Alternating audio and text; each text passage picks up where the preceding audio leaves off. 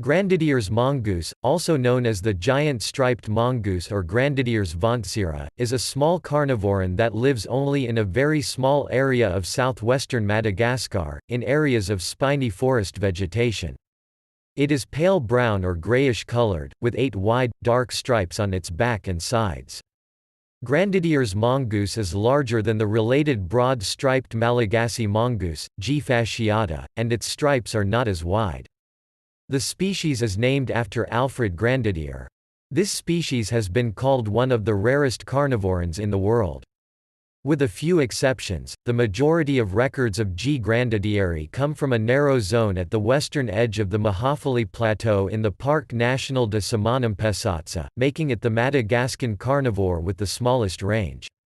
Nocturnal and crepuscular, this species lives in pairs which produce one offspring a year, in the summer. They hunt primarily by searching through ground litter and in rock crevices. The diet of Grandidier's mongoose varies markedly between the dry and wet seasons. Whereas food consists mainly of invertebrates throughout the year, small vertebrates are the most important food by biomass, comprising 58% during the dry season and 80% during the wet season. Grandidier's mongoose weighs 1.1 to 1.3 pounds. The species is sympatric with two other carnivores, the fossa and the introduced Indian civet. However, there seems to be virtually no range or dietary overlap between these animals and Grandidier's mongoose.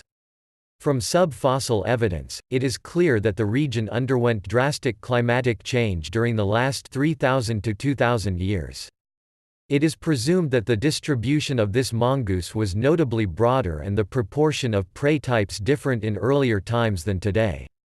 Grandidier's mongoose must have adapted to drier conditions, which have resulted in its very limited distribution and the exploitation of notably small prey. The animals can be vocal, with a cooing mew, and are described as sociable and playful.